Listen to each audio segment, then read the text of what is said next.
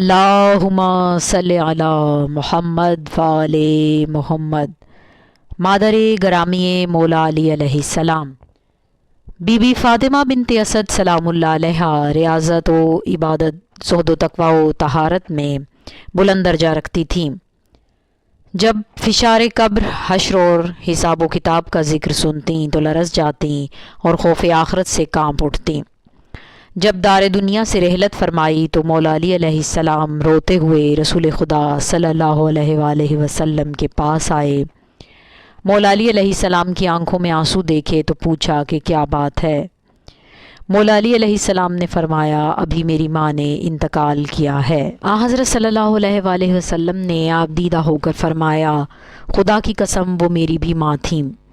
اور اسی وقت اٹھ کھڑے ہوئے صحابہ کرام بھی سر جھکائے ہوئے ساتھ ہو لیے۔ جب ان کے ہاں آئے تو پیرہن اتار کر دیا، فرمایا کہ یہ کفن کے طور پر پہنا دیا جائے۔ اور جب غسل و کفن کے بعد جنازہ اٹھا تو آپ نے آگے بڑھ کر کاندھا دیا، کبھی میت کے سرہانے کی طرف سے کاندھا دیتے، کبھی پائنتی کی طرف سے، اور جنت البقیع تک پا برہنہ جنازے کے ساتھ رہے۔ حضرت صلی اللہ علیہ وآلہ وسلم نے چند آدمیوں کو قبر کھودنے پر مامور فرمایا تھا۔ جب قبر کھد چکی تو خود بنفس نفیس قبر میں اترے، اسے کناروں سے کھود کر کشادہ کیا اور اپنے ہاتھ سے لحد کھودی اور اسے ہموار کر کے مٹی باہر نکالی۔ پھر کچھ دیر کے لیے لحد میں لیٹ گئے اور دائیں بائیں کروٹ لینے کے بعد باہر آئے اور روتے ہوئے فرمایا، اے مادر گرامی، خدا آپ کو جزائے خیر دے، آپ بہترین ماں تھیں۔ اس امتیازی برتاؤ کو دیکھ کر کچھ لوگوں نے کہا کہ یا رسول اللہ، کسی اور کے لیے یہ چیزیں دیکھنے میں نہیں آئیں۔ فرمایا کہ میرے چچا ابو طالب کے بعد اس خاتون کے سب سے زیادہ مجھ پر احسانات ہیں۔